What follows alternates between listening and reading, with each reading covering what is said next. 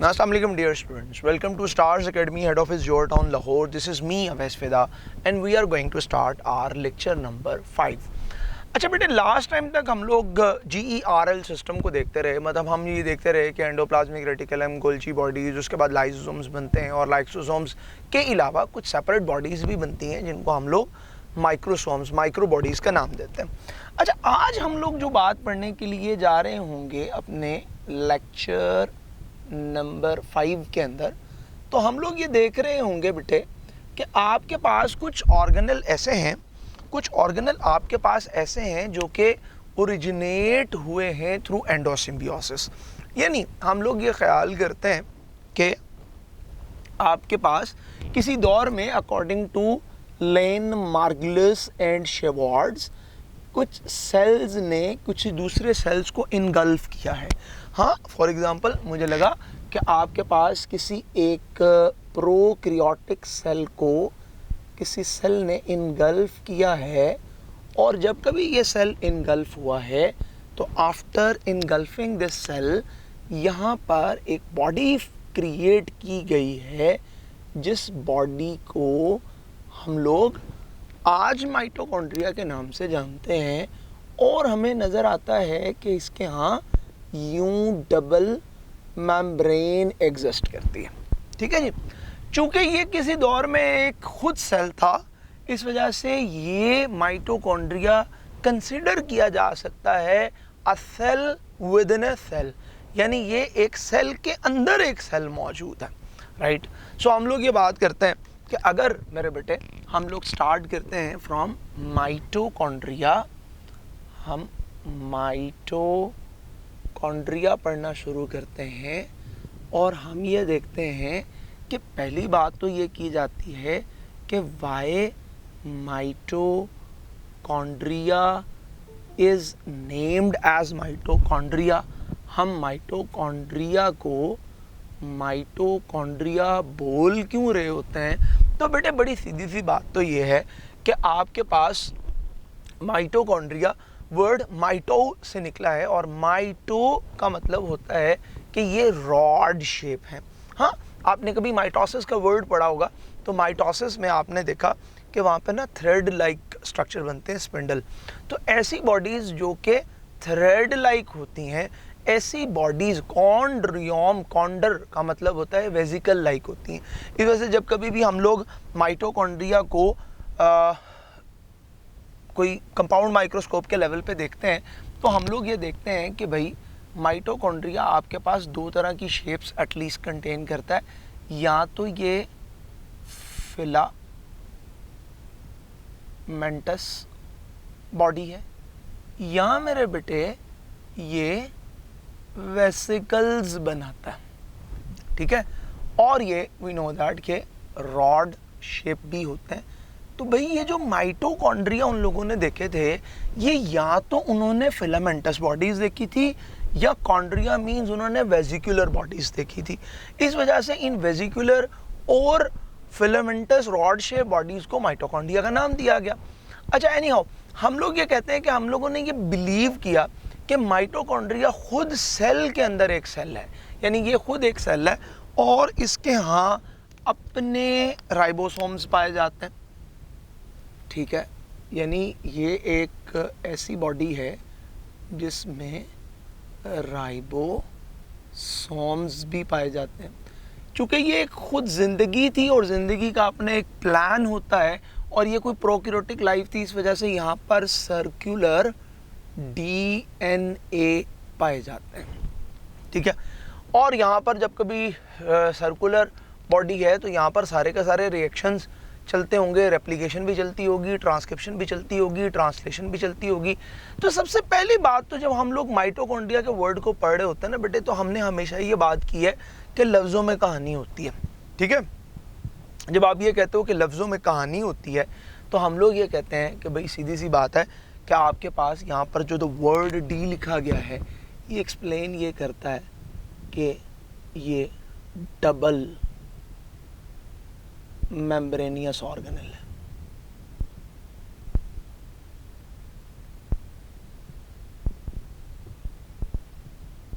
ये double membranosus organelle है, सबसे पहली बात ये, ठीक है।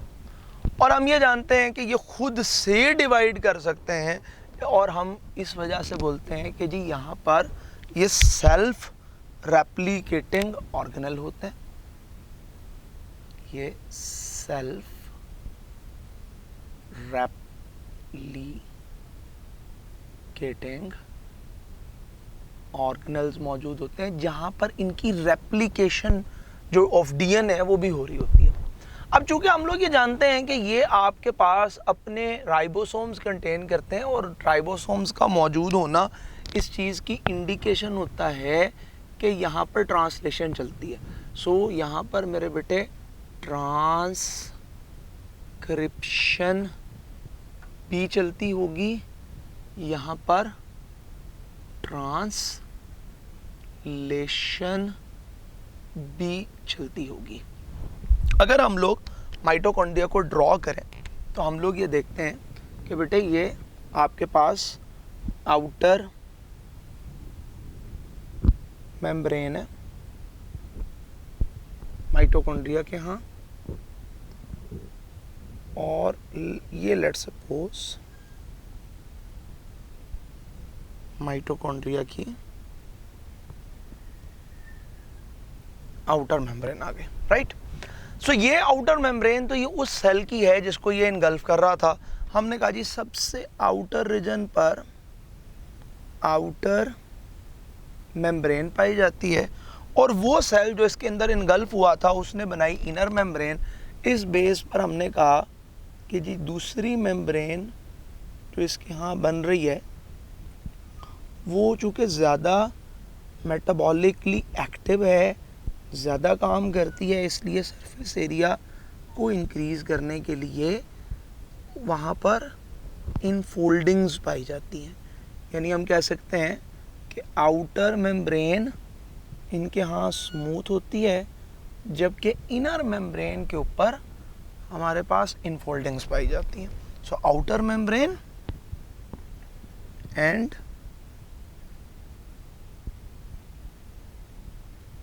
इनर मेम्ब्रेन, ठीक है। अच्छा बेटे, बेसिकली अगर हम लोग देखें तो हमें एक बड़ा जो मेम्ब्रेन है वो फिक्स्ड है, तो इनर मेम्ब्रेन की फोल्डिंग आउटर मेम्ब्रेन फिक्स नहीं, बल्कि हम आउटर मेम्ब्रेन को कहते हैं कि ये स्मूथ इन सरफेस है, जबकि इनर मेम्ब्रेन की जब कभी बात करते हैं तो हम कहते हैं ये एन फोल्डिंग्स कैरी करती है। और ये जो इनफोल्डिंग्स पाई जाती हैं इनको हम लोग क्रिस्टी का नाम देते हैं। जी बेटे क्वेश्चन पूछिएगा। सर क्वेश्चन ये है कि जब आउटर मेम्ब्रेन मतलब सेम रहती है, स्मूथ है, तो इनर मेम्ब्रेन का जो मतलब सरफेस एरिया वो तो वही रहता है ना, जब उसमें इनफोल्डिंग्स होंगे एरिया तो वही है ना, तो ज्यादा है ना बेटे? एरिया किससे बढ़ सकता है? नहीं देखे ना, ज्यादा इसीलिए किया गया है कि रिएक्शन आउटर मेम्ब्रेन पे नहीं हो रहे, इनर मेम्ब्रेन के ऊपर होते हैं, ठीक है। देखो ना, इनर मेम्ब्रेन को ज्यादा करने का बेसिक पर्पस ही ये है कि यहाँ पे ज्यादा रिएक्शन हो सके। मतलब ऐसा नहीं है कि सेल बाद में इसने बढ़ाया होगा, हम आज भी बात करते हैं। चलिए ये तो बहुत अच्छी बात है कि आपने सवाल पूछा है।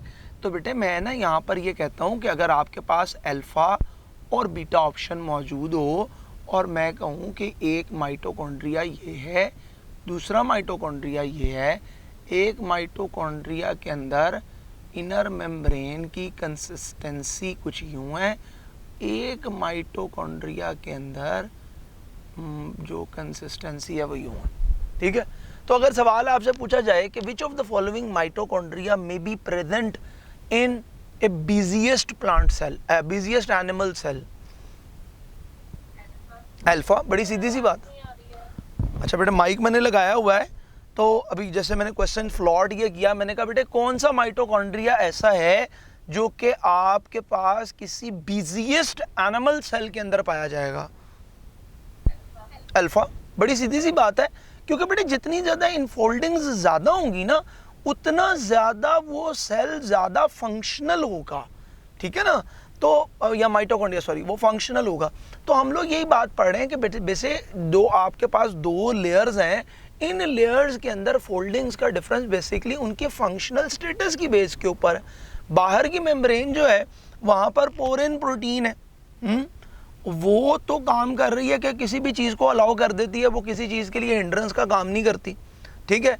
अंदर की मेम्ब्रेन चूँकि बड़ी स्पेसिफिक मेम्ब्रेन है और वो सेलेक्टिवली चीज़ों को पास आउट करती है, ठीक है ना, वो सेलेक्टिवली चीज़ों को पास आउट करने की कोशिश करती है। एक और बात सुने, मैंने आपसे कभी शायद आपके साथ अभी चूँकि प्लाज्मा मेम्ब्रेन डिस्कस नहीं हुआ, याद रखिएगा कि जो आउटर मेम्ब्रेन होती है ना बेटे, उसमें अगर आप कभी प्रोटीन की प्रपोर्शन पढ़ोगे ना तो वहाँ पर होती है कोई 50% तक प्रोटीन्स, ठीक है।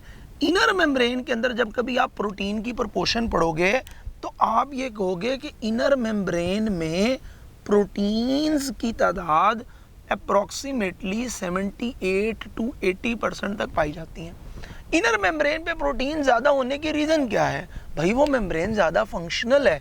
जहाँ पर जिस कदर ज़्यादा मेम्ब्रेन्स मौजूद होती हैं मेरे बेटे, वहाँ पर वो स्ट्रक्चर उतने ही ज़्यादा फेवरेबल, उतने ही ज़्यादा आपके पास फंक्शनली ज़्यादा एक्टिव होते हैं। अच्छा, एनी हाउ जी, हम लोग आते हैं टुवर्ड्स माइटोकॉन्ड्रिया, और हम लोग ने अभी तक ये बात पढ़ी कि माइटोकॉन्ड्रिया के पूरे लफ्ज़ के अंदर माइटोकॉन्ड्रिया की कहानी है, और हमने कहा कि जी माइटोकॉन्ड्रिया एक सेल के अंदर एक सेल होता है, और ये आपके पास डबल मेम्ब्रेनियस ऑर्गेनेल है, ये सेल्फ रेप्लिकेटिंग यूनिट होता है, यहाँ पर ट्रांसक्रिप्शन ट्रांसलेशन यहाँ पर चलती है। अच्छा, हम लोग ये देखते हैं कि माइटोकॉन्ड्रिया ना बेटे, अगर आप कहीं पर नंबर ऑफ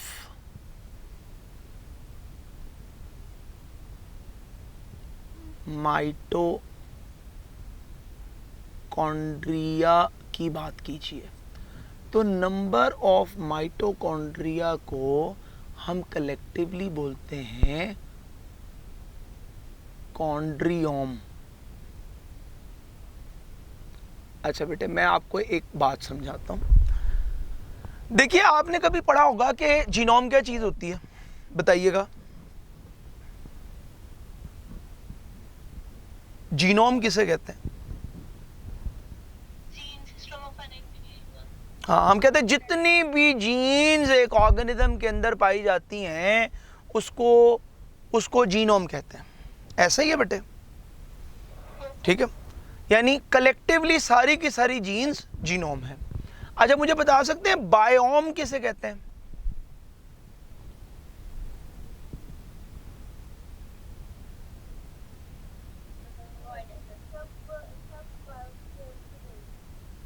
नहीं, हम कहते हैं जब ज्यादा टाइप की जिंदगी किसी एक रीजन में पाई जाती है तो उसको बायोम कहते हैं। कलेक्टिव, ओम का मतलब होता है कलेक्टिव, ठीक है। तो मैंने कहा किसी एक सेल में कलेक्टिवली जितने भी माइटोकॉन्ड्रिया होते हैं वो कॉन्ड्रियोम होता है, ठीक है। अब जरा गौर से सुनो, किसी सेल में माइटोकॉन्ड्रिया किस कदर ज्यादा होगा ये डिपेंड करेगा मेरे बेटे सबसे पहले नंबर पर इस चीज के ऊपर के सेल की फिजियोलॉजिकल एक्टिविटीज कितनी है। जैसे हमने ऐसे सेल्स भी देखे हैं बेटे जिनके पास 1 लाख माइटोकॉन्ड्रिया होता है, आप बिलीव नहीं करेंगे, लेकिन बेटे ये जो इंसेक्ट के विंग्स होते हैं ये इतनी तेजी से बीट करते हैं। आप देखा इसके विंग्स बड़े वो माइन्यूट से विंग्स होते हैं। कभी कभी मक्खी के पर देखे होंगे, मच्छर के पर देखे होंगे, ड्रैगन फ्लाई के पर देखे होंगे, ये बड़े माइन्यूट से विंग्स होते हैं। और ये विंग्स को ना इतनी पावर चाहिए होती है कि एक सेल के अंदर 1 लाख माइटोकॉन्ड्रिया एग्जिस्ट करते हैं। अच्छा, इसी तरीके से मैं कहता हूँ अगर आपके लिवर सेल्स की बात करें, वहाँ पे कोई एक सेल में 500 के करीब माइटोकॉन्ड्रिया मौजूद होता है। आप किडनी सेल की बात करें 200 से 300 माइटोकॉन्ड्रिया वहाँ पे मौजूद होता है। मेरे बेटे, अगर यही बात मैं ईयर लॉब के हवाले से करूँ तो वेरी फ्यू इन नंबर। हाँ, तो भाई बात सीधी सी है कि आपके पास अगर सेल ज़्यादा काम कर रहा है तो ज़्यादा काम करने की वजह से ज़्यादा माइटोकॉन्ड्रिया मौजूद होता है। बिल्कुल इसी तरीके से मैं कहता हूँ कि बेटे दूसरे नंबर पर एक बात ये की जाती है कि जी सर, तो अगर एक सेल में इतने टाइप के माइटोकॉन्ड्रिया पाए not type, I am talking about number. Number of mitochondria. हाँ जी बेटा,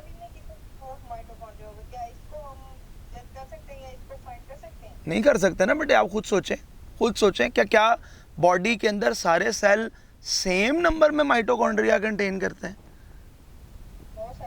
तो फिर इस वजह से आपको हर जगह पर डिफरेंट जगहों के ऊपर डिफरेंट नंबर में माइटोकॉन्ड्रिया देखने पड़ेंगे। जैसे लिवर की कुछ लोब्स हैं वो आपके पास ज़्यादा फंक्शन करती हैं, वहाँ पे नंबर ऑफ माइटोकॉन्ड्रिया ज़्यादा है। फिर मैं भी आपके साथ बात मुकम्मल नहीं कर पाया, आप अभी बात सुनिएगा। मैंने ये कहा कि नंबर ऑफ माइटोकॉन्ड्रिया, आप आधी बात पढ़ रहे हैं कि सिर्फ फिजियोलॉजी पर डिपेंड करते हैं। नंबर ऑफ माइटोकॉन्ड्रिया बहुत ज़्यादा डिपेंड करते हैं सेल के डिवीजन स्टेटस के ऊपर। मेरे बेटे, जितनी ज़्यादा सेल की डिवीजन ज़्यादा होती हैं उतने माइटोकॉन्ड्रिया ज़्यादा होते हैं, क्योंकि एनर्जी ज़्यादा चाहिए होती है। ठीक है, और हम इसकी बड़ी सीधी सी बात ये करते हैं, हम इसकी बात सीधी सी ये करते हैं कि बेटो, मैंने ये कहा कि आपके पास कैंसरस सेल सबसे रैपिडली डिवाइड करता है, और जब कैंसरस सेल ज़्यादा रैपिडली डिवाइड करता है तो वो आपके पास कैंसरस सेल बॉडी के बाकी सेल्स के मुकाबले में, बॉडी के बाकी सेल्स के मुकाबले में ज़्यादा हीटअप होते हैं, ज़्यादा हीटअप होते हैं। क्यों हीटअप होते हैं? क्योंकि उनके पास माइटोकॉन्ड्रिया ज़्यादा होता है। ठीक है, अगली बात सुने, अगली बात सुने। उसने कहा कि जी अगले नंबर पर हम ये कहते हैं कि भाई ये सेल की स्टेट ऑफ डिफरेंशिएशन पे भी डिपेंड करता है। जितना ज़्यादा सेल डिफरेंशिएटेड होगा उसके काम उतने कम हो जाएंगे। ठीक है, जितने काम कम हो जाएंगे उतने माइटोकॉन्ड्रिया का नंबर भी कम हो जाएगा।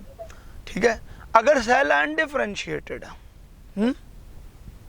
काम ज़्यादा है, हाँ एक्टिविटीज़ ज़्यादा है, एक्टिविटीज़ ज़्यादा है तो फिर उसके बाद माइटोकॉन्ड्रिया का नंबर भी ज़्यादा है। तो हम लोग ये बात पढ़ रहे होते हैं कि बेटे माइटोकॉन्ड्रिया का नंबर ना सिर्फ फिजियोलॉजिकल एक्टिविटी पे नहीं डिपेंड करता। अच्छा, एनी हाउ हम कहते हैं ठीक है जी, एन से हम लोग ना नंबर ऑफ माइटोकॉन्ड्रिया को कंसिडर कर रहे होते हैं कि माइटोकॉन्ड्रिया हमारी बॉडी एक सेल के अंदर कितने हैं, वो इन फैक्टर्स के ऊपर डिपेंड करता है। अच्छा, अब हम लोगों ने एक बात ये सीख ली कि माइटोकॉन्ड्रिया जनरेट एनर्जी या माइटोकॉन्ड्रिया जनरेट हीट। अब एक बड़ी इंपॉर्टेंट बात और सुनिएगा, आपने ना कभी पढ़ा होगा थायरॉक्सिन हार्मोन को, बट आपने शायद ये भी सुना हो कि thyroxine is directly proportional to number of mitochondria. मेरे बेटे, जितना ज़्यादा थायरॉक्सिन आपकी बॉडी में बढ़ता चला जाएगा उतने माइटोकॉन्ड्रिया के नंबर बढ़ते चले जाएंगे। आप कहते हो ना कि जब हम एक्सरसाइज शुरू करते हैं तो आहिस्ता आहिस्ता आहिस्ता आहिस्ता सेल के अंदर माइटोकॉन्ड्रिया का नंबर बढ़ना शुरू होता है। भाई क्यों बढ़ता है? वजह यह है कि आप जब एक्सरसाइज करते हो आपके यहाँ थायरॉक्सिन प्रोड्यूस होता है हीट जनरेशन के लिए। थायरॉक्सिन का एक आउटकम ये होता है कि माइटोकॉन्ड्रिया का नंबर इंक्रीज हो रहा होता है। तो ठीक है, नंबर ऑफ माइटोकॉन्ड्रिया की जब कभी हम बात करते हैं तो हम कहते हैं it also associated with the amount of thyroxine, इसके साथ भी इसका एक एसोसिएशन मौजूद है। एनी हाउ हम टॉपिक पे वापस आते हैं और हम लोग ये कहते हैं कि माइटोकॉन्ड्रिया के वर्ड के अंदर ये कहानी मौजूद है कि माइटोकॉन्ड्रिया क्या होते हैं। तो हमने कहा कि भाई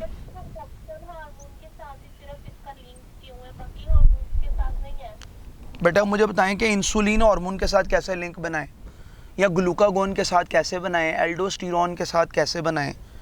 ठीक है, जिसके साथ है ना बेटे। जी बेटे, बेटे देखें आप, हाँ जी, तो हीट किसने प्रोड्यूस करनी? हीट किसने प्रोड्यूस करनी बेटे? हीट तो माइटोकॉन्ड्रिया ने प्रोड्यूस करनी है। और मैं यही बात आपको सिखाने जा रहा हूं कि आपके पास माइटोकॉन्ड्रिया असल में हीट प्रोड्यूसिंग यूनिट है। बेटे सोमैटोट्रोफिन आपके पास जब कभी प्रोड्यूस होते हैं वो सेल डिवीजन कराएंगे। तो सेल डिवीजन वाली बात तो मैंने कर दी ना आपके साथ। ठीक है, तो वो तो सेल डिवीजन वाली बात हो गई, वो एक अलग बात चली गई। लेकिन ना डायरेक्ट एसोसिएशन के अंदर जब कभी आओगे तो वो थायरॉक्सिन के साथ होगी। तो अब ये ना हम चीज़ों को कॉम्प्लिकेट कर देंगे, अगर आप करना चाहते हैं तो हम बड़ी सीधी सी बात ये करेंगे कि बेटे जिस वक्त ग्रोथ हो रही होती है उस वक्त भी थायरॉक्सिन ज़्यादा ही होता है, लेकिन माइटोकॉन्ड्रिया का नंबर सोमैटोट्रोफिन की वजह से नहीं बढ़ता है, माइटोकॉन्ड्रिया का नंबर फिर अगेन थायरॉक्सिन ही की वजह से बढ़ता है। ठीक है। अच्छा, तो मैंने ये कहा कि यार ये हीट प्रोड्यूसिंग यूनिट है। अच्छा, जब आपने इसको कह दिया ना कि ये हीट प्रोड्यूसिंग यूनिट है, तो हीट प्रोड्यूसिंग यूनिट कहने की बेस के ऊपर मैं कहता हूँ जी हम फिर इसका नाम रखते हैं कि ये आपके पास एक सेलुलर फर्नेस है, या ये आपके पास power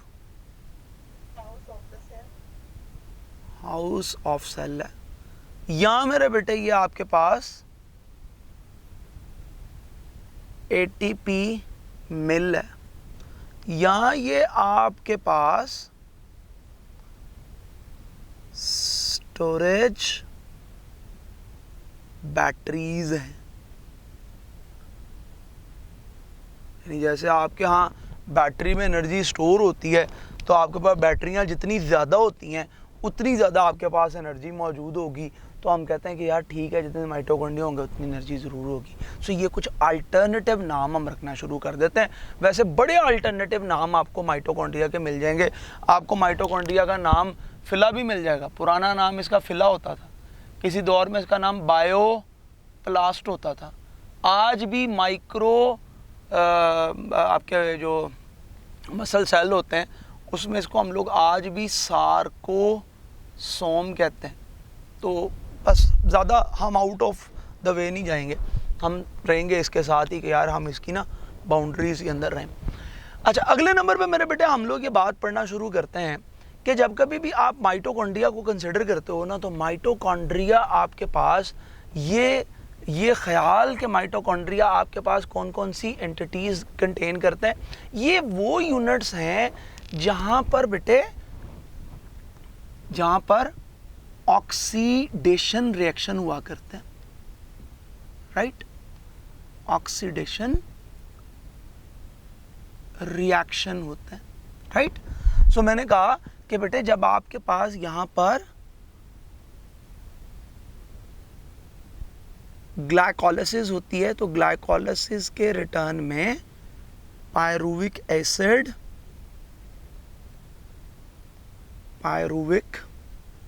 acid enters inside the cell, और इस पायरुविक एसिड की हम कर रहे होते हैं ऑक्सीडेशन, पायरुवेट ऑक्सीडेशन। और हमने कहा जी पायरुवेट ऑक्सीडेशन के रिजल्ट में आपके पास एसिटाइल CoA की फॉर्मेशन होती है, राइट।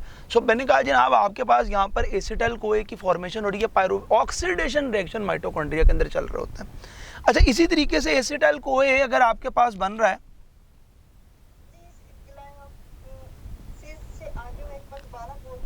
बेटे जी देखें ग्लाइकोलाइसिस साइटोप्लाज्म में चल रही होगी ना, तो आफ्टर ग्लाइकोलाइसिस आपके पास पायरुवेट की फॉर्मेशन होगी, और pyruvate will enter inside mitochondria जहां पर पायरुविक एसिड की ऑक्सीडेशन हो रही होती है। तो अगर कोई आपसे सवाल पूछ रहा है, और हम लोग ये पढ़ रहे होते हैं कि 2015 के अंदर MD-CAT की स्टेटमेंट में उसने ये लिखा कि पायरुविक एसिड की ऑक्सीडेशन कहाँ पे होती है, माइटोकॉन्ड्रिया के अंदर हो रही होती है, ठीक है। तो हमने कहा जी ये भी बात ठीक हो गई। अच्छा, मोर ओवर हम लोगों ने ये कहा कि एसिटाइल CoA से चल रहा होता है साइकिल जिसको हम बोलते हैं क्रेब्स साइकिल। तो वो भी माइटोकॉन्ड्रियल मैट्रिक्स में चल रहा होगा, कार्बन डाइऑक्साइड रिमूव हो रही होगी, NADH FADH2 इनकी फॉर्मेशन हो रही होती है।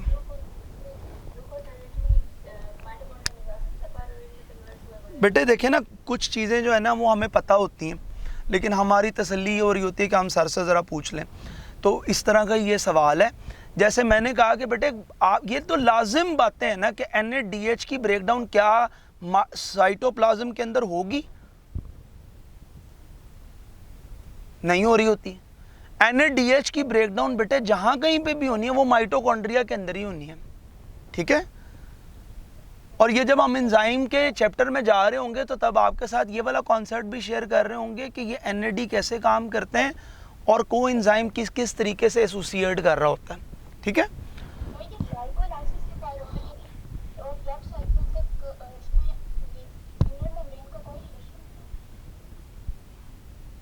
बेटे इनर आउटर मेम्ब्रेन में हमने पढ़ा कि पोरिन प्रोटीन्स मौजूद होती हैं, ठीक है। और इनर मेम्ब्रेन के ऊपर ऐसे कॉम्प्लेक्सेस मौजूद होते हैं that help in passage of pyruvic acid, right. Respiratory chain भी होता है अभी अगर हम लोग यहाँ से आगे चलेंगे तो फिर हम रेस्पिरेटरी चेन पढ़ रहे होंगे ना बेटे। चले, अच्छा हम लोगों ने ये कहा कि भाई आपके पास जो इनर मेम्ब्रेन है, इनर मेम्ब्रेन कैरी करती है इलेक्ट्रॉन ट्रांसपोर्ट चेन, और आपके पास ये जो इलेक्ट्रॉन ट्रांसपोर्ट चेन है यहाँ पर आकर NADH स्प्लिट हो रहे होते हैं, FADH स्प्लिट हो रहे होते हैं। बेटे ये अल्टीमेटली अपने एनर्जाइज्ड इलेक्ट्रॉन प्रोवाइड करता है, ठीक है। अच्छा अब यहाँ पर ना एक बड़ा इंपॉर्टेंट चीज़ जरा अपने जहन में रखें कि यहाँ पे एनर्जी कैसे रिलीज होती है। अच्छा हमने जब कभी भी बेटे फिजिकल सिस्टम्स में पढ़ा है, जब कभी भी केमिस्ट्री में पढ़ा, हमने कहा जी आउटर मोस्ट शेल से इलेक्ट्रॉन जब कभी भी इनर मोस्ट शेल के अंदर आता है तो एनर्जी रिलीज होती है। मुझे बता सकते हैं कि एनर्जी किस फॉर्म में रिलीज हो रही होती है? जब कभी भी इलेक्ट्रॉन आउटर मोस्ट शेल से इनर मोस्ट शेल में केमिस्ट्री में आप पढ़ते हो तो एनर्जी किस फॉर्म में रिलीज होती है? बेटे केमिस्ट्री की किताब आपने कभी पढ़ी होगी, कभी आपने पुफेंड सीरीज पढ़ी होंगी, बाल्मर सीरीज पढ़ी होंगी, उनके अंदर आपने ये बात पढ़ी होगी कि इलेक्ट्रॉन जब कभी भी अपनी हायर एनर्जी यानी आउटर मोस्ट शेल से इनर मोस्ट शेल की तरफ आता है, एनर्जी कैसे रिलीज करता है? बेटे ये माइक ऑफ करें, माइक ऑफ करें प्लीज जी। कोई एक बच्चा आंसर चले सुने, अब सुने बेटे जब कभी भी इलेक्ट्रॉन आउटर मोस्ट सेल से इनर मोस्ट सेल में आता है ये दो फॉर्म में एनर्जी रिलीज करता है, या रेडिएशंस की फॉर्म में जो कि आपके पास थर्मल रेडिएशंस हो सकती हैं, या ये लाइट की फॉर्म में एनर्जी को रिलीज करता है, ठीक है। एनर्जी ऐसे रिलीज होती है। बायोलॉजिकल सिस्टम की सबसे बड़ी प्रॉपर्टी ये है कि वो इलेक्ट्रॉन जब अपने हायर एनर्जी लेवल से लोअर एनर्जी लेवल पे जाता है ना बेटे, एनर्जी ये भी रिलीज करता है, लेकिन एनर्जी यहाँ पर रिलीज होने वाली एनर्जी को हम लोग यूज करने की सलाहियत रखते हैं। हम लोग यहाँ पर ना बेटे जो एनर्जी रिलीज हो रही होती है ना, हम उसको यूटिलाइज कर सकते हैं। अब जब कभी आपके पास इस कॉम्प्लेक्स से ये इलेक्ट्रॉन यहाँ पर मूव करता है ना, तो आपके पास यहाँ से हाइड्रोजन आयन बाहर पंप हो जाते हैं।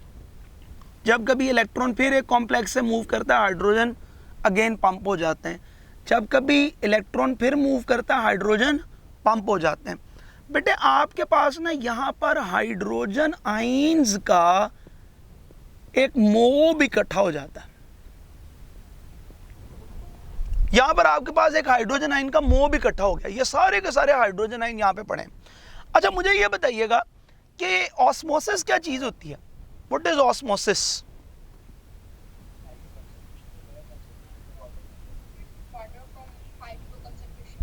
High to low concentration. चलें जी हम ना इस कॉन्सेप्ट को समझने की कोशिश करते हैं कि ये ऑस्मोसिस का असल में कॉन्सेप्ट क्या है।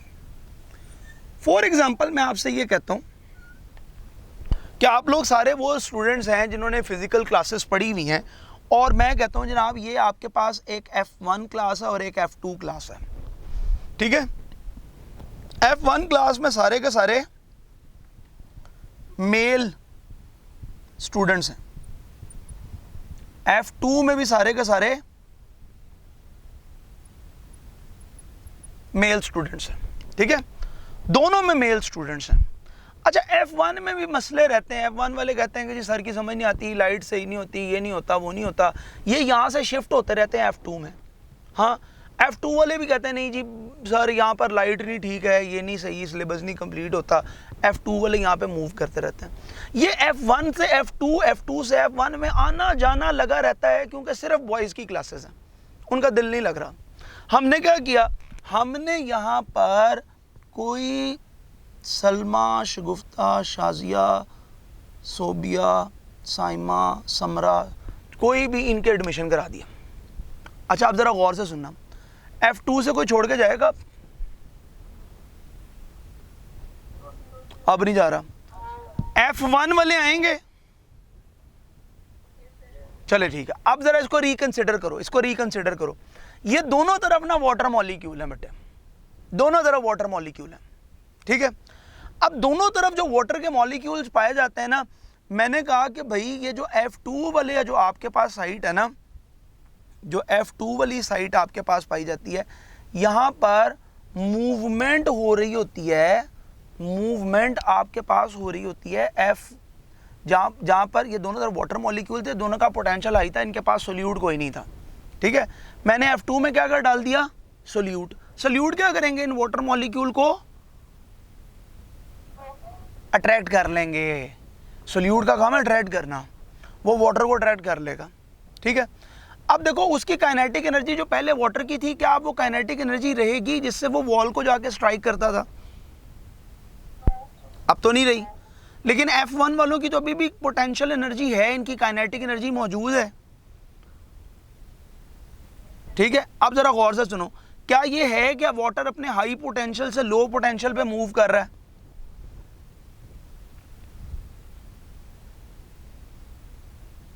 देखे ना, F1 पे पोटेंशियल ज्यादा है वाटर के मॉलिक्यूल का, क्योंकि किसी सॉल्यूट ने रोका नहीं है। और F2 पे पोटेंशियल कम हो गया। बेटे जब कभी भी जिंदगी में सॉल्यूट आएगा पोटेंशियल कम होता जाएगा, वाटर मूव करेगा हायर पोटेंशियल से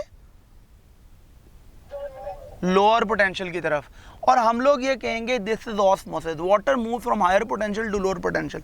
दूसरी डेफिनेशन सुनो, मैंने कहा water move from your low solute concentration to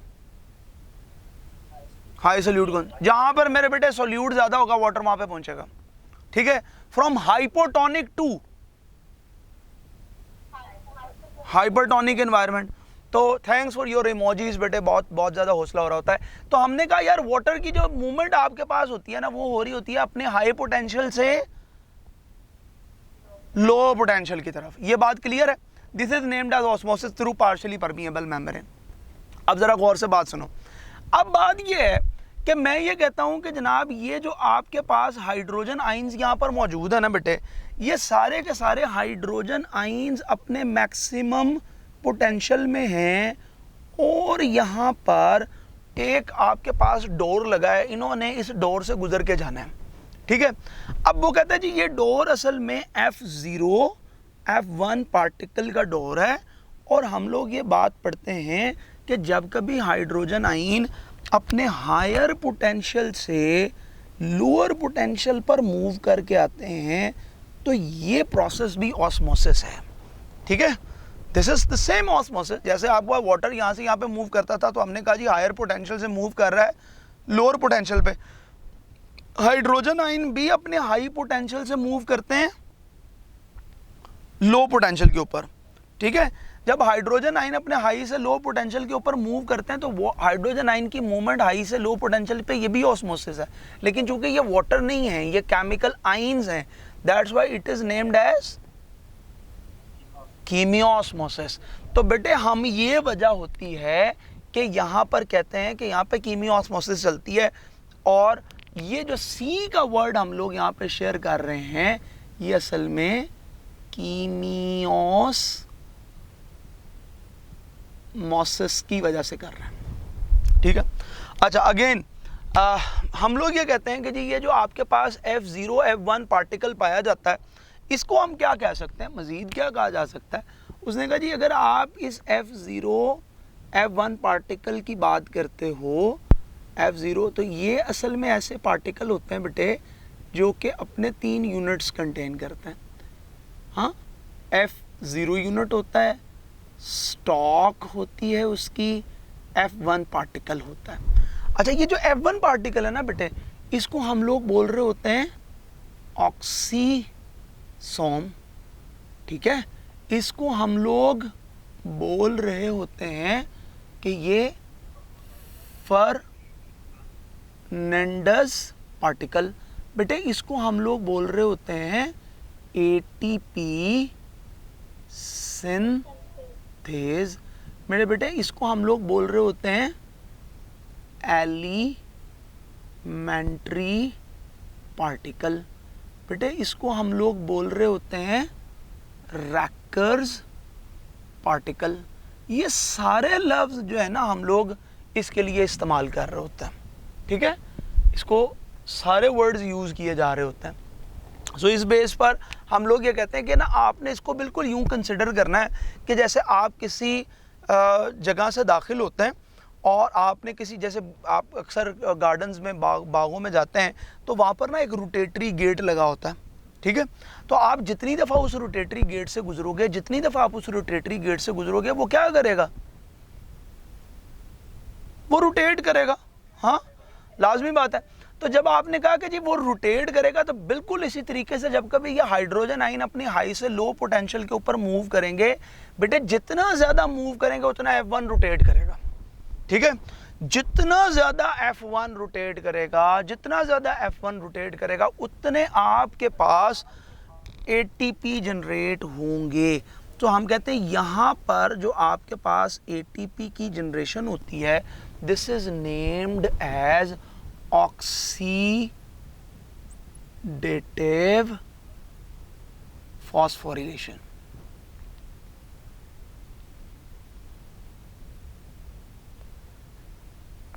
इसको हम लोग ऑक्सीडेटिव फॉस्फोरिलेशन कहते हैं, ठीक है। अच्छा, इसी तरीके से मेरे बेटे हम लोग ये कहते हैं कि अगर आप माइटोकॉन्ड्रिया में मजीद रिएक्शन देखने की कोशिश करो तो आपके पास यहाँ पर सिर्फ ग्लाइकोलिसिस से आने वाले पायरूवेट्स तो डील नहीं होते ना, मतलब एसिटाइल कोए की जो फॉर्मेशन है वो आपके पास फैटी एसिड की ब्रेकडाउन से भी हो सकती है। मतलब आपने फैटी एसिड की बीटा ऑक्सीडेशन, जब कभी आपने फैटी एसिड की बीटा ऑक्सीडेशन की तो आपके पास रिजल्टेंट मॉलिक्यूल बने एसिटाइल कोए। सो हमने कहा यार यहाँ पर ना फैटी एसिड सिर्फ टूट नहीं रहे होते, फैटी एसिड टूटते भी हैं, फैटी एसिड बन भी रहे होते हैं। सो हम लोगों ने ये कहा कि जी यहाँ पर हो रही होती है मेटाबॉलिज्म ऑफ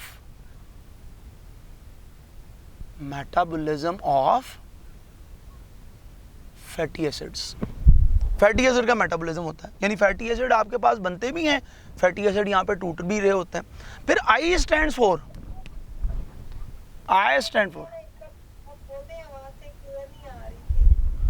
जी, यहाँ पर हमारे स्टूडियो इंजीनियर हैं उमर प्लीज इसको देखिएगा। अच्छा, उमर को बेटे आवाज ठीक आ रही है तो वो कह रहा है कि आपको भी ठीक ही आ रही होगी। अब आपको आवाज ठीक आ रही है बेटे? बेटे अपना माइक बंद कर लें। अब आपकी आवाज भी हमें नहीं आएगी, आपको हमारी आ जाएगी। चलें ठीक है। अच्छा बेटे जी, हम लोग बात ये पढ़ रहे थे कि यहां पर चल रही होती है inter conversion of amino acids. अच्छा, ये हमने ना फोटो रेस्पिरेशन में पढ़ा होता है कि आपके पास जो ग्लाइसिन होते हैं वो ग्लाइसिन कन्वर्ट हो रहे होते हैं, ग्लाइसिन को आप कन्वर्ट करते हैं सेरीन के अंदर, प्लस कार्बन डाइऑक्साइड को रिलीज करते हैं। तो ये फोटो रेस्पिरेशन के अंदर हम ये प्रोसेस पढ़ते हैं कि आपके पास फोटो रेस्पिरेशन के अंदर अमाइनो एसिड की इंटर कन्वर्जन होती है। सो दिस इज हाउ हम कहते हैं कि माइटोकॉन्ड्रिया के लफ्ज़ के अंदर पूरी कहानी मौजूद है कि माइटोकॉन्ड्रिया क्या होता है, राइट। सो हम इसको ज़रा रिपीटेटिव वे में देखना शुरू करते हैं और हम लोग ये कहते हैं कि बेटे अगर हम लोग ये कहें कि माइटोकॉन्ड्रिया क्या चीज़ है, सो हम लोगों ने ये बात पढ़ी कि माइटो बोल रहे होते हैं थ्रेड्स की बेस पर, फिलामेंट्स की बेस पर, कॉन्ड्रियोम वेजिकल्स की फॉर्म के अंदर मौजूद होते हैं। तो mitochondria are present in rods और वेजिकल्स और फिलामेंट्स की फॉर्म में मौजूद है। किसी दौर में हम जानते थे कि हम इसको फिला कहते थे, हम इसको बायोप्लास्ट कहते थे। आज भी हम लोग मसल्स के अंदर जो माइटोकॉन्ड्रिया पाए जाते हैं इनको सार्कोसोम्स कहते हैं। सो हम लोगों ने ये कहा कि भाई माइटोकॉन्ड्रिया आपके पास filamentous vesicle rod shape structure है, डिपेंडिंग अपॉन देयर फंक्शंस इनको हम लोग किसी दौर में बायोप्लास्ट और आज लोकेशन की बेस के ऊपर सार्कोप्लाज्म कह रहे होते हैं। हमने ये कहा कि जी एंडोसिम्बियोटिक हाइपोथेसिस के अकॉर्डिंगली माइटोकॉन्ड्रिया किसी दौर में कोई बैक्टीरियल सेल होते थे, लेकिन आज चूंकि ये आपके पास किसी यूकैरियोटिक सेल के अंदर पाए जाते हैं, इस वजह से हमने कहा कि ये cell within a cell हैं which contain ribosomes of 70S के राइबोसोम कंटेन करते हैं, सर्कुलर डीएनए कंटेन करते हैं। मेरे बेटे बैक्टीरिया कैसे डिवाइड करता है? बाइनरी फिशन से। तो माइटोकॉन्ड्रिया भी कैसे डिवाइड करेंगे? बाइनरी फिशन से डिवाइड कर रहे होंगे। मजीद मेरे बेटे हम लोग ये बात पढ़ रहे होते हैं कि माइटोकॉन्ड्रिया आपके पास चूंकि cell within a cell है, इसके पास अपनी रेप्लिकेशन होती है, अपनी ट्रांसक्रिप्शन होती है, अपनी ट्रांसलेशन होती है। ये बहुत से डिफरेंट रिएक्शन चलाते हैं, जैसे हमने पढ़ा कि ऑक्सीडेशन होती है। अच्छा, मुझे वो कैरी हुआ है वो क्वेश्चन जो कि वो स्टूडेंट ने पूछा है कि भाई पायरुविक एसिड की ऑक्सीडेशन कहाँ पे हो रही होती है? तो हम कहते हैं पायरुविक एसिड की ऑक्सीडेशन के जो एंजाइम्स मौजूद होते हैं ना बेटे, वो इनर मेम्ब्रेन के ऊपर भी मौजूद हैं और फिर उसके अलावा मैट्रिक्स के ऊपर भी पाए जाते हैं। ठीक है। अच्छा, उसके अलावा हम लोग ये बात पढ़ते हैं, हम ये कहते हैं कि माइटोकॉन्ड्रिया का नंबर कितना होगा उसको हम लोग कॉन्ड्रियोम से कंसिडर करते हैं। जितनी सेल की फिजियोलॉजिकल एक्टिविटीज़ होंगी, जो उसका डिवीजन स्टेटस होगा, जो उसकी स्टेट ऑफ डिफरेंशिएशन होगी, वो डिफाइन करेगी माइटोकॉन्ड्रिया तादाद में कितने हुआ करते हैं। फिर इसी तरीके से मेरे बेटे हम लोग ये कहते हैं कि यहाँ पर कीमियोस्मोसिस होती है, जहाँ से ऑक्सीडेटिव फॉस्फोरिलेशन चलती है। ये आपके पास असल में सेमी ऑटोनोमस ऑर्गेनेल्स कहलाते हैं। अच्छा जी, चलें हम लोग इसको कंक्लूड करते हुए ऑनवर्ड मूव करते हैं और हम लोग बात पढ़ रहे होते हैं प्लास्टिड्स की।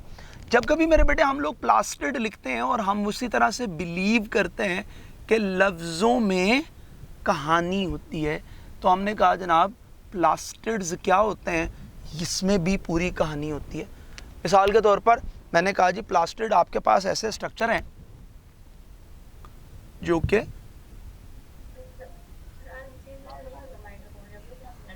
हाँ जी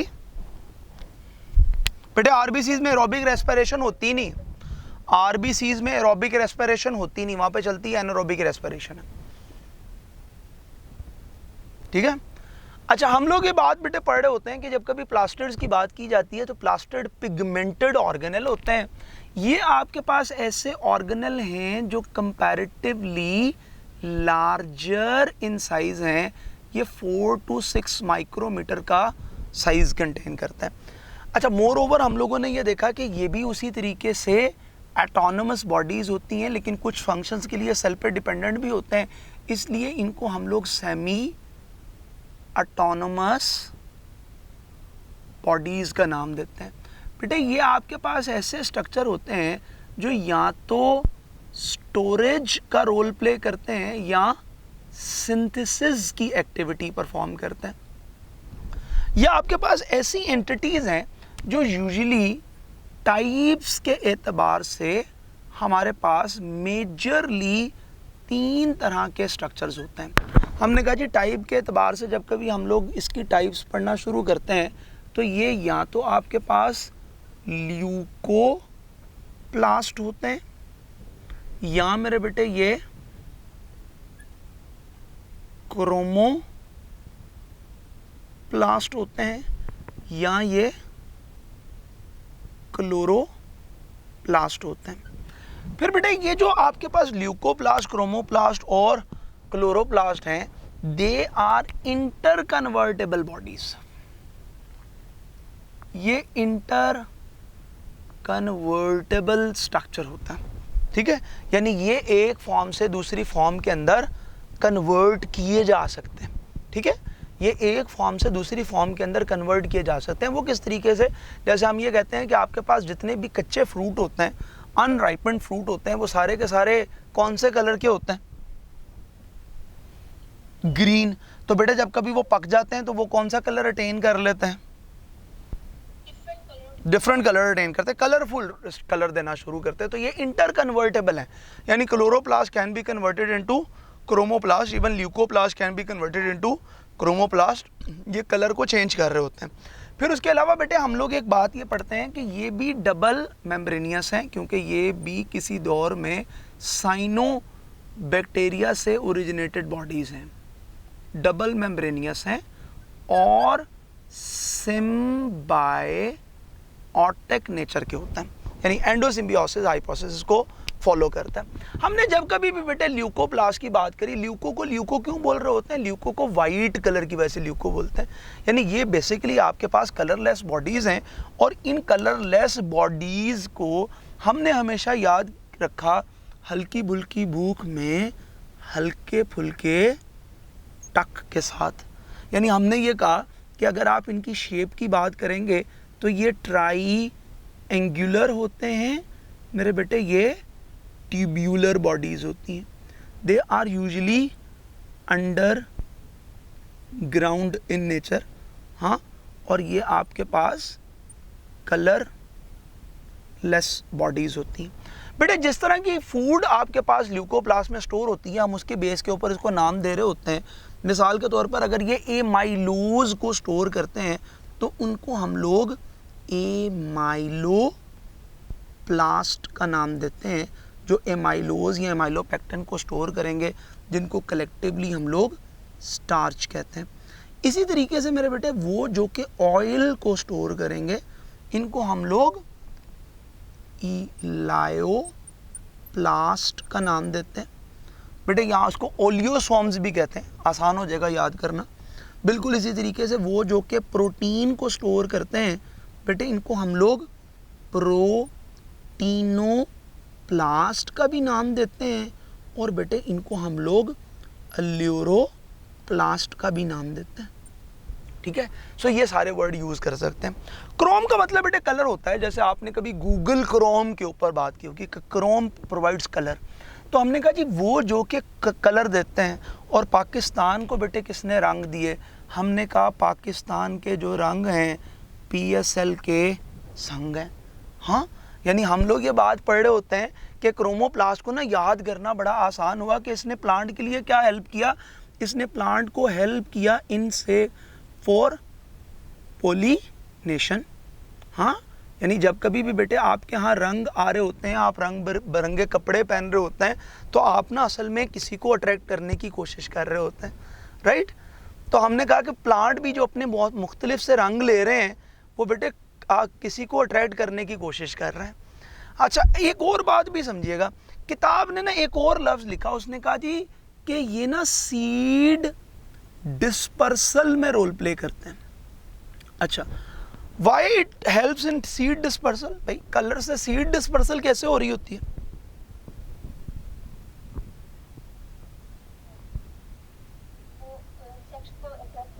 बेटे इंसेक्ट, मेरी बात सुने, इंसेक्ट कौन सा सीड लेके जाएगा? फ्रूट्स के थ्रू। वो कैसे बेटे? देखिए मैंने आपसे ये कहा, मैंने कहा जितने भी फल होते हैं ना बेटे, वो ग्रीन कलर के होंगे जब कभी वो अनराइप्ड कंडीशन के अंदर होंगे। ठीक है, अच्छा वो असल में ना अनराइप्ड कंडीशन में होते हैं, वो फोटोसिंथेसिस भी कर रहे होते हैं, और फोटोसिंथेसिस करने के साथ साथ अपने आप को कैमोफ्लूज भी किया होता है। लेकिन जब कभी वो पक के तैयार हो जाता है ना बेटे, तो वो ना अपना कलर शो करते हैं। उनकी चाहत फलों की यही होती है कि कोई इन्हें पकड़े, कोई इन्हें खा ले। ठीक है, जब कभी आप फल खा लेंगे तो फल खा के सीड को फेंक देंगे। जब आप सीड फेंक देंगे तो रिप्रोडक्शन तो हो ही जाएगी बेटे, सीड डिस्पर्सल तो हो ही जाएगी। बेटे आप हमेशा ये बात याद रखिएगा कि ज़िंदगी के दो पर्पज़ हैं। सारी की सारी ज़िंदगी जो प्रोड्यूस की गई उसके दो पर्पज़ हैं, to eat well and to breed well. अच्छा खाओ और अच्छा ब्रीड करो। ठीक है, यानी एक तो खुद अच्छे रहो और एक अच्छी नस्ल दुनिया को देकर जाओ। ठीक है। ये किसी भी लिविंग ऑर्गेनिज्म की बेसिक बिहेवियर है। इंसान को सबसे बड़ा पैदा किया तो इंसान की सबसे बड़ी जिम्मेदारी थी कि आपने एक अच्छी नस्ल देकर जानी है, ठीक है। इसलिए माँ बाप को इतना ज़्यादा केयरी बनाया, माँ बाप इतना केयर करते हैं आप लोगों का कि आप लोग बैठे हैं इस वक्त पढ़ रहे हैं, सब कुछ चल रहा है। तो बेटे वो क्या है कि वो दो ज़िंदगी के पर्पज़ हैं, ठीक है। सारे एनिमल्स के पर्पज़ हैं कि वो ईट वेल एंड ब्रीड वेल, ठीक है। अच्छा, अब हुआ ये कि हमने कहा कि सीड जब आपके पास बन के तैयार हो गया, तो आपके पास जब फ्रूट तैयार हो गया तो खाने के काबिल है, उसको कलर दे रहा है, एरोमा दे रहा है। तो याद रखिएगा कि यहाँ पर ना बेटे लिपो जेनेसिस होती है। जब कभी हम लोग लिपोजेनेसिस की बात करते हैं यानी लिपिड्स बनते हैं, तो आपके पास बेटे ये ना खुशबू देते हैं। जब कभी भी फ्रूट पककर तैयार होता है, जो कलरफुल फ्रूट होता है, आप कच्चे आम की कोई खुशबू नहीं होती, हाँ, कच्चे ऑरेंजेस की कोई खुशबू नहीं होती। लेकिन जब वो पक के तैयार हो जाते हैं ना बेटे, जब उनमें क्रोमोप्लास्ट आ जाता है, तो कलर आने के साथ साथ वहाँ पर एरोमा भी आता है, वहाँ पर एरोमा भी आता है। तो एरोमा असल में भी आपको अट्रैक्ट करता है कि आप फल को खाते हैं, और उसकी सीड डिस्पर्सल में रोल प्ले करता है। उसने कहा जी फिर आखिर पे हम लोग बात करते हैं, टाइम चूँकि वाइंड अप हो रहा होता है, आपने क्वेश्चन आंसर में भी रहना होता है। तो हम कहते हैं कि जी आपके पास डबल मेम्ब्रेनियस ऑर्गेनेल, जिसको हम लोगों ने नाम दिया एनवेलप का, उसके बाद यहाँ पर यूं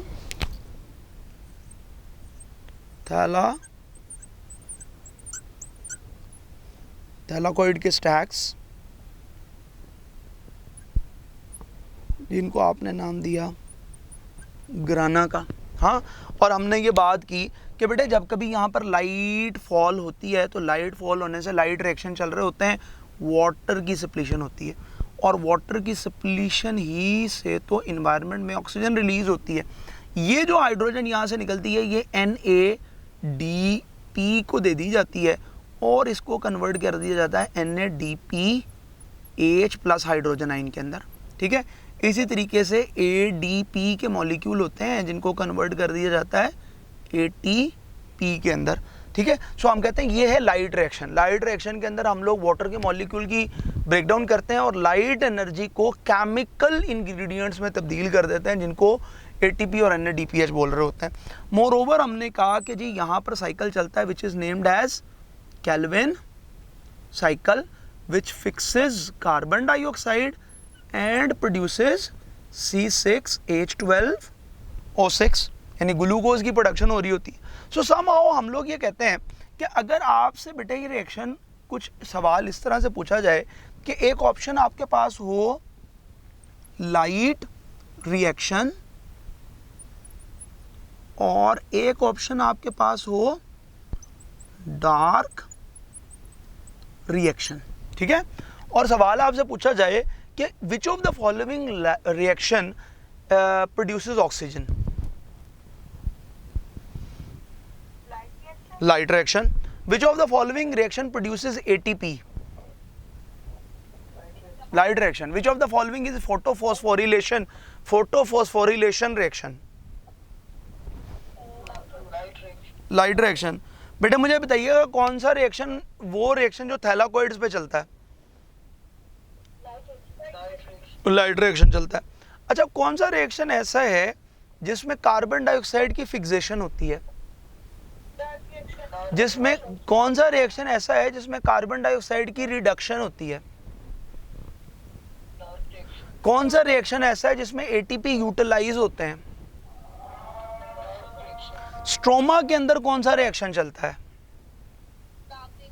डार्क रिएक्शन। तो समहाउ हम ये कहते हैं यार बड़ी बेसिक सी बातें, ठीक है। अब यहाँ पर ना एक बड़ी इंपॉर्टेंट चीज़ जो है वो ये कि उसने कहा क्लोरोप्लास्ट की ना शेप से सेम नहीं होती, क्लोरोप्लास्ट हमेशा वेरिएबल इन शेप होते हैं। बेटे क्यों क्लोरोप्लास्ट वेरिएबल इन शेप होते हैं?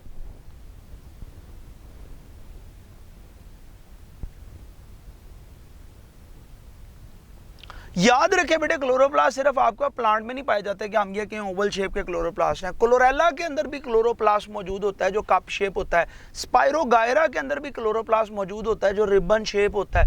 इसलिए किताब ने वेरिएबल का लफ्ज़ इस्तेमाल किया।